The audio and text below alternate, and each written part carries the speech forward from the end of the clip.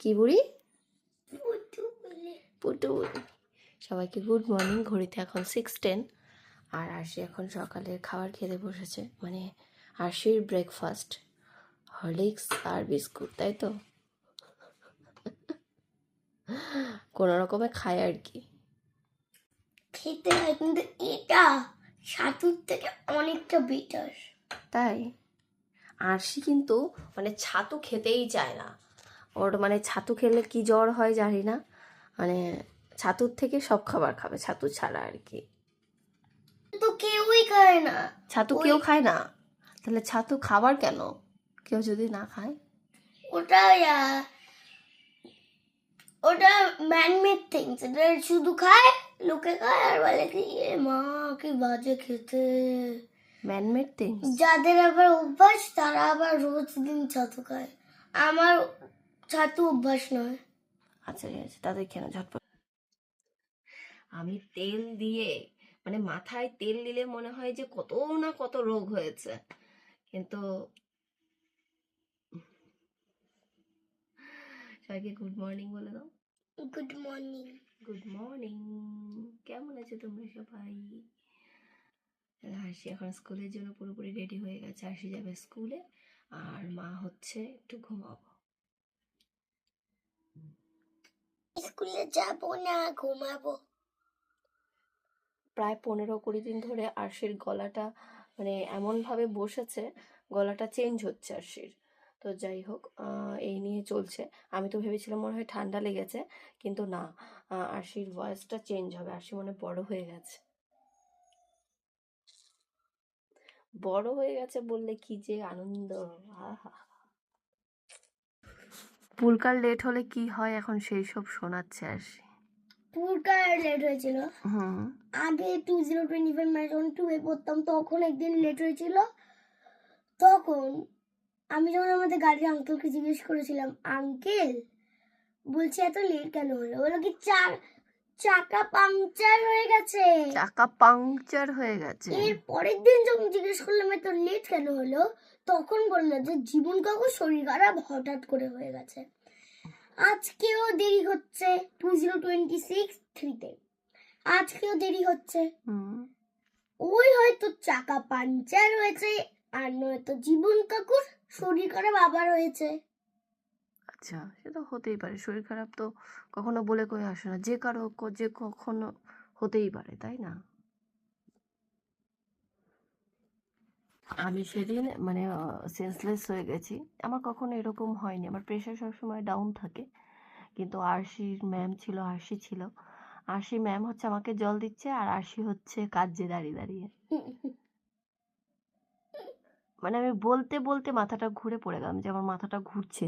আমি এসে ওয়াশিং মেশিনটায় ধরে দাঁড়িয়েছি, বলতে বলতে পড়ে গেছি। যাই হোক, এই হচ্ছে এখনকার ম্যাম সিচুয়েশন। বলেছিল কোথাও যদি মাথা অজ্ঞান হয়, তো সেদিন তো ম্যাম ছিল বলে যেই যে কখন মাথা অজ্ঞান লাগে কথা বলবে না, বসে পড়বে। মানে মাথা অজ্ঞান লাগছে বলেই বসে পড়বে। আরে আমার তো এরকম হয়নি কখন, আমি তো বুঝতে পারিনি যে ওটা আমি পড়ে যাবো। হয়নি, একবার তো তোমার ওই সেই হয়েছিল। সে তো দিদা যখন গেছেন তখন। হ্যাঁ হয়েছিল তো। আচ্ছা ঠিক আছে, চলো টাটা করে দাও সবাইকে, এক আঙ্গুল দিয়ে টাটা। বাই।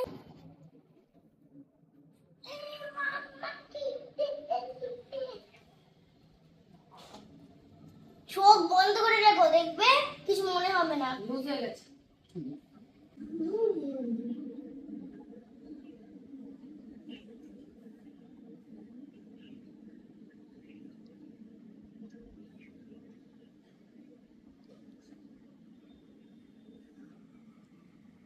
আকাশ বাবা মায়ের লাগছে, তোমার রক্ত ব্ল্যাক কালারের। আচ্ছা, কালকে হচ্ছে মাথা ঘুরে অজ্ঞান হয়ে পড়ে গেছি। তো কালকে আবার দাদা কাকা নিয়ে এই বাড়িতে নিয়ে এসেছে, গিয়ে আরশির সাথে সাথে ফোন করেছে মাম্মামকে, আরশির মাম্মামকে। তো সবাইকে গিয়ে নিয়ে এসেছে। তো আমার শরীরটা ভীষণই খারাপ, মানে খারাপ নয়, ফিল করতে পারিনি, হঠাৎ করেই উঠেছি, উঠে দেখি মাথা ঘুরে পড়ে গেছে। যাই হোক, মাথা ঘুরে পড়ে গেলে কি করতে হয় আমি তো জানি না। আমার ভাইরা এসেছে আবার দেখতে। ভাই আমার প্রেশার মেপে দিল, হচ্ছে আমার ছোট কাকার ছেলে, দুই ছেলে, দুই রত্ন, তাই তো? অবশ্যকে তো সবাই চেনো, চেনো তো? চেনে? কি করতে হবে তাহলে? আমি জানি না। বলছে আমি ডাক্তার, তুমি ডাক্তার কাছে যাও। এটা হচ্ছে স্টার্ট হয়ে গেছে। হ্যাঁ, প্রেশারের মেশিনটা অ্যাকচুয়ালি কেনা হয়েছিল মায়ের জন্য, তো এখন দেখছি আমাদের কাজেও লেগে যাচ্ছে। আমার প্রেশার সবসময় লোই থাকে, মায়ের প্রেশার হাই ছিল, আর মা অসুস্থ হওয়ার পরে রোজই প্রেশার সুগার আর মাপতে হতো আর কি। তো সুগারের মেশিনও দাদা কিনে দিয়েছিল। এখন হচ্ছে প্রেশার আমার মানে প্রেশারটা কালকে লোই ছিল ডক্টর কাছে যাওয়ার পরে, তো মাপছি। তারপর টেস্ট দিয়েছে, টেস্টের ব্লাড আজকে নিয়ে গেছে, জানি না কি রিপোর্ট আসবে। হিমোগ্লোবিনও কম আছে আগে যখন টেস্ট করিয়েছিলাম। তো 3 মাস মতো একটা না ওষুধও খেয়েছিলাম, তারপর জানি না কি হয়েছে। এই যে ইনি পড়াচ্ছে। ইনি পড়াচ্ছেন, ডাক্তার আমাদের বাড়িতে ভর্তি। এটা হচ্ছে যখন প্রেশারটা মাপা হয়, এটা হচ্ছে পুরো চেপে ধরে, করে চেপে ধরে। প্রেশার মাপার সময় কথা বলতে হবে।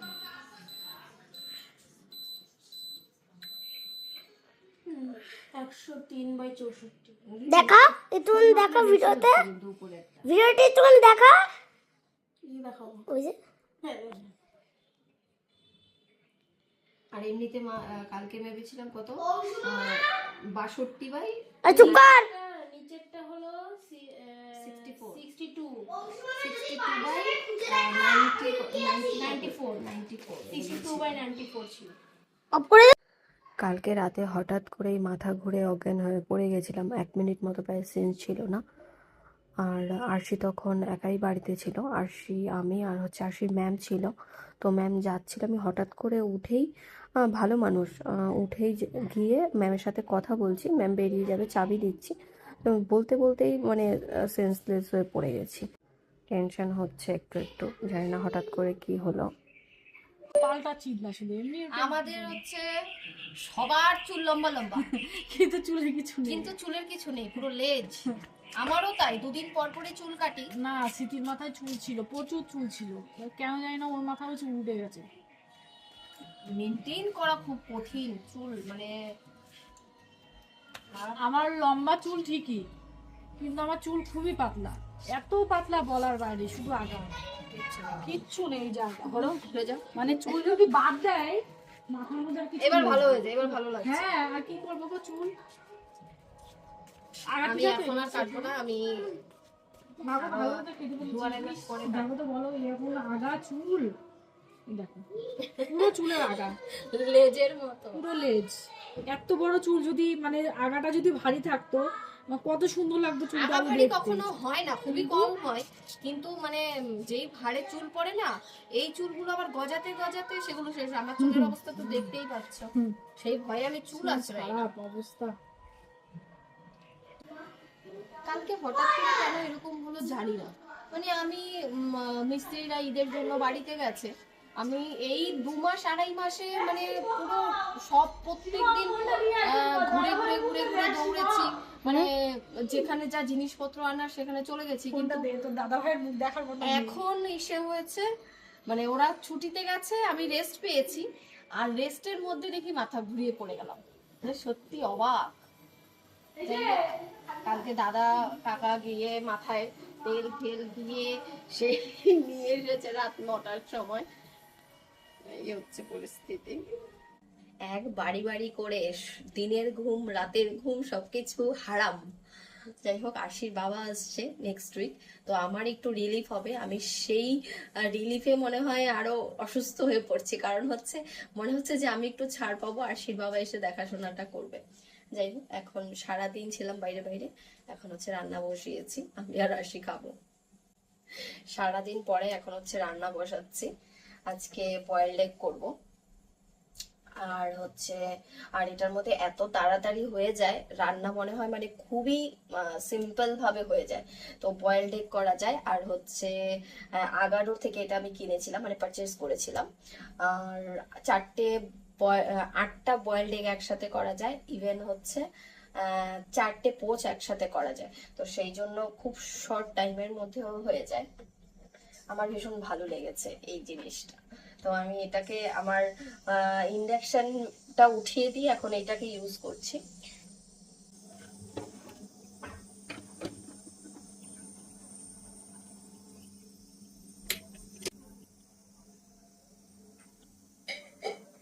আমি তো রিপোর্ট করালাম ভয়ে ভয়ে, কিন্তু রিপোর্টে সবকিছুই মোটামুটি ঠিক আছে, তবে হিমোগ্লোবিনটা সামান্য পরিমাণে কম আছে।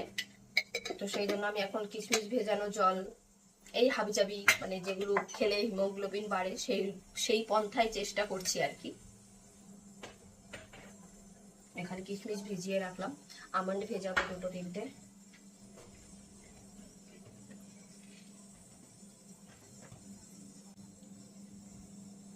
জানো তো আমি না মানে আমার যতটুকু খেতে পারি আমি ততটুকু আমি খাই, মানে হয় না যে ডায়েট করে রোগা, সেই রকম কিন্তু আমি না। আমার যেটা পছন্দ হয় সেটা আমি যথেষ্ট পরিমাণে খাই, মানে লিমিট, মানে আমার যতটা পেটে ধরে আমি ততটাই খাই। কিন্তু মানে ফ্যাট জাতীয় যে খাবারগুলো অ্যাকচুয়ালি আমার সেই খাবারগুলো পছন্দই না, মানে যেমন ঘি, তারপরে মাছের তেল, হেনা তেনা, মটন, চিকেন, মানে আমার এই খাবারগুলো পছন্দই না, কেন জানি না। তো যাই হোক, সবাই ভাবে যে আমি ডায়েট করে মনে হয় এরকম রোগা, একদমই না। মানে ওই ভগবান কর্তৃক একটা হয়ে যায় না যে, মানে ওই একটা পদ আর কি। কেউ কেউ তো এমন আছে যে জল খেলেও মোটা হয়ে যায়, আর আমি মানে একটু হেলদি হওয়ার জন্য চেষ্টা করছি, কিন্তু সেটা আর হচ্ছে না।